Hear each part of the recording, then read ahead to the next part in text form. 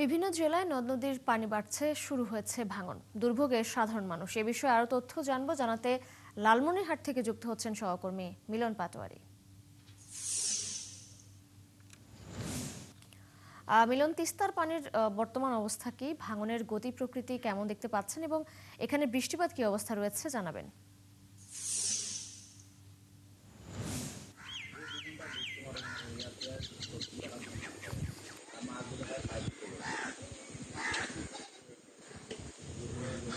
গতকালকের কথা যদি বলি তিশা, যে লালমনিরহাটে তিস্তা নদীর পানি বিপদসীমার 1 সেন্টিমিটার নিচ দিয়ে প্রবাহিত হয়েছিল।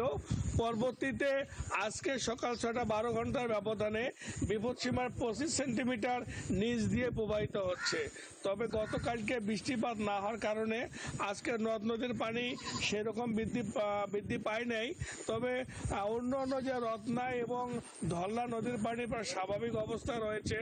তবে পানি নেওয়ার পর আমাদের জানিয়েছে যদি উজান থেকে ঢল আসে এবং বৃষ্টিপাত যদি আজকে যদি হয় তাহলে হয়তো বা বিকালের পরবর্তীতে সময় তিস্তা নদীর পানি বৃদ্ধি পাওয়ার সম্ভাবনা রয়েছে।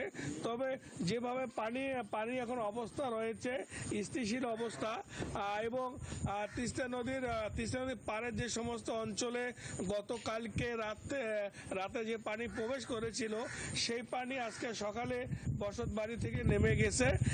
এছাড়াও যে অন্য অন্য চর অঞ্চলগুলো থেকে পানি নামতে শুরু করেছে।